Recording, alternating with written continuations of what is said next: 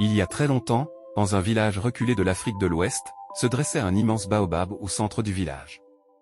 Ce baobab était plus qu'un arbre. On disait qu'il abritait l'esprit d'une reine ancestrale, la reine Nyéléni, qui veillait sur le village et ses habitants depuis des siècles.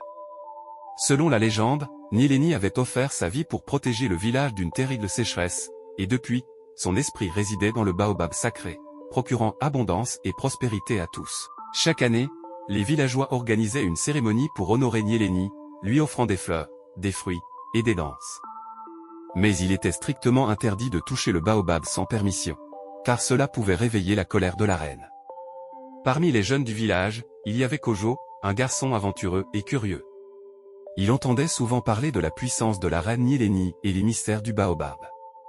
Un jour, Kojo décida de se rendre seul dans la forêt, où il découvrit un étrange talisman enfoui sous un arbre. Intrigué, il le ramassa et le ramena discrètement chez lui, ignorant que ce talisman était un lien sacré avec l'esprit de Nyéléni. Dès ce moment, des choses étranges commencèrent à se produire au village. Les récoltes, autrefois florissantes, dépérissaient. Les rivières, jadis pleines d'eau pure, s'asséchèrent.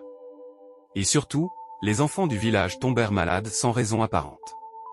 Les anciens furent rapidement inquiets et comprirent qu'une malédiction avait frappé le village. Après des prières et des méditations, ils découvrirent que quelqu'un avait troublé l'esprit de Nyéléni en volant un artefact sacré. Les anciens réunirent le village pour demander qui avait osé braver l'interdit. Kojo, rongé par la culpabilité, finit par avouer. Les anciens lui expliquèrent que le talisman devait être retourné au baobab, mais il ne suffirait pas simplement de le replacer. Kojo devait faire un sacrifice pour apaiser l'esprit de la reine. Dans la nuit, Nyéléni apparut en rêve à Kojo. Elle lui expliqua que pour réparer son erreur, il devait accomplir un acte de pure sincérité. Le jeune homme devait aller au baobab au lever du jour, y déposer le talisman, et offrir une prière sincère en renonçant à une chose précieuse pour lui. Au matin, Kojo se rendit au baobab avec le talisman. Devant l'arbre sacré, il se mit à genoux et prononça des paroles d'excuse, offrant son collier de famille, un héritage cher, en symbole de son regret.